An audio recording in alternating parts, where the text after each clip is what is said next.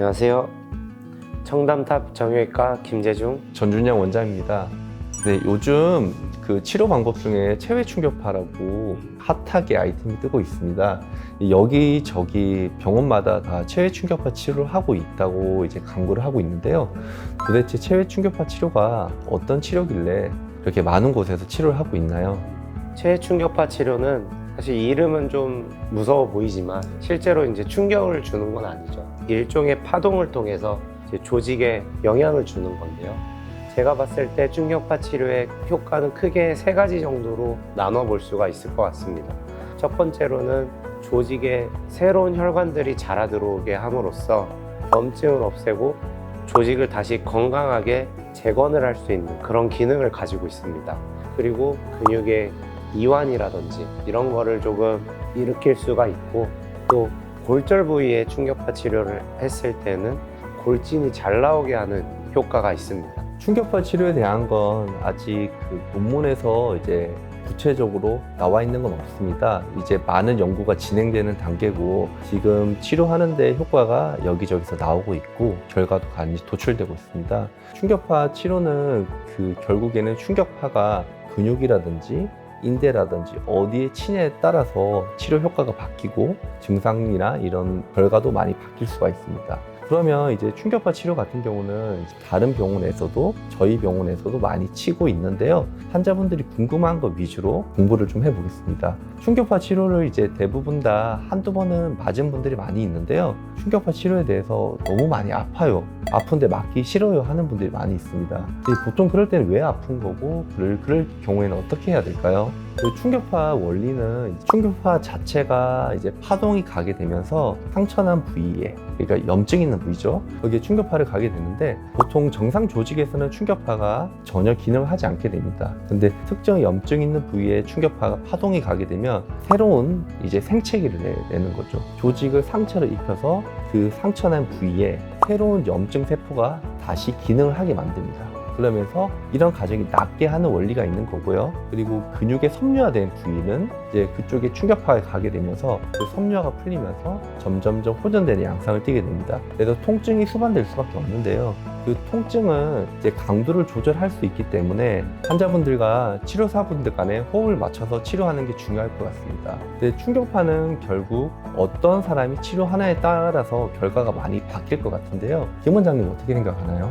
충격파 치료를 하는 방법에도 이제 다양한 방법이 있고 요즘에 그런 걸로 세미나도 많이 하고 있잖아요. 저희 병원 같은 경우는 직원들이 다 그런 충격파 교육을 받은 직원들이고 그런 세미나도 적극적으로 참석을 하고 지금도 같이 공부를 하고 있습니다. 그래서 시술자의 시술 방법에 따라서 결과가 많이 달라지는 것 같습니다.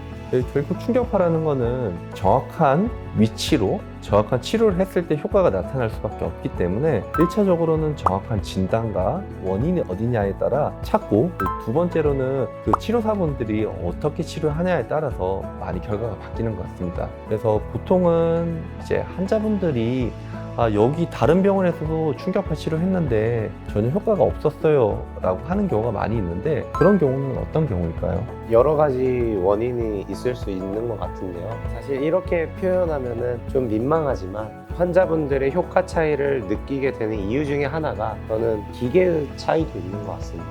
당연히 성능 차이가 날 수밖에 없잖아요. 그런 면에서 오는 차이도 저는 있다고 생각합니다. 이제 충격파 치료는 비급여 치료이기 때문에 비용이 좀 비쌉니다. 그러면 도대체 몇 번을 정도를 받아야 효과가 있으며 일주일에 한 몇 번 정도 주기로 하는 게 좋을까요? 충격파 치료는 현재 나오는 논문에 의하면 일주일에 2번 정도가 제일 좋지 않나요? 네, 보통은 3, 4일에 한 번 정도 하라고 추천을 하고 있고 보통 이제 증상이 심한 경우에는 이틀에 한 번 정도 뭐 해도 된다고 하지만 일반적으로는 일주일에 2번 정도, 그리고 총 횟수로 따지면 4번에서 6번 정도 받았을 때 가장 이상적인 효과가 나올 수 있습니다. 치료가 많이 한다고 좋은 게 아니라 정확한 위치를 어떤 치료를 하냐에 따라서 증상이 많이 바뀌기 때문에 꼭 전문가와 상의를 해서 충격파 치료를 하는 게 제일 좋을 것 같습니다. 그리고 환자분들이 충격파 치료 받을 때도 아프지만 받고 나서 집에 갔는데 멍이 들었어요. 그리고 아픈 데가 더 아파졌어요. 이런 경우도 많이 있잖아요.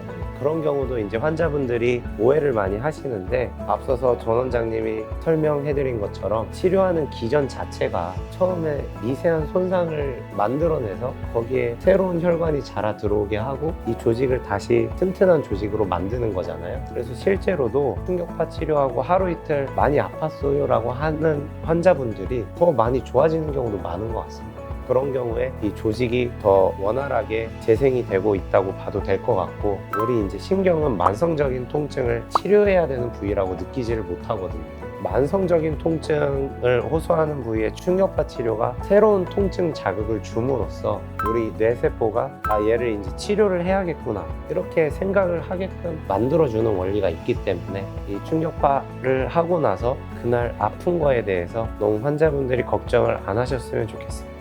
충격파 치료를 하게 되면 사람들이 이제 왜 이리 빨리 끝났어요? 아니면은 왜 이렇게 소리가 커요? 이렇게 이야기하는 경우가 있는데 도대체 그게 어떤 건가요? 저도 이제 실제로 제 환자분들께서 다른 병원에 갔는데 체해 충격파 치료 10분을 했는데 왜 여기는 뭐 7분에 끝났느냐 이렇게 말씀을 하는 경우들이 있었는데, 사실 이 치료를 하는 시간은 아주 중요한 게 아닙니다.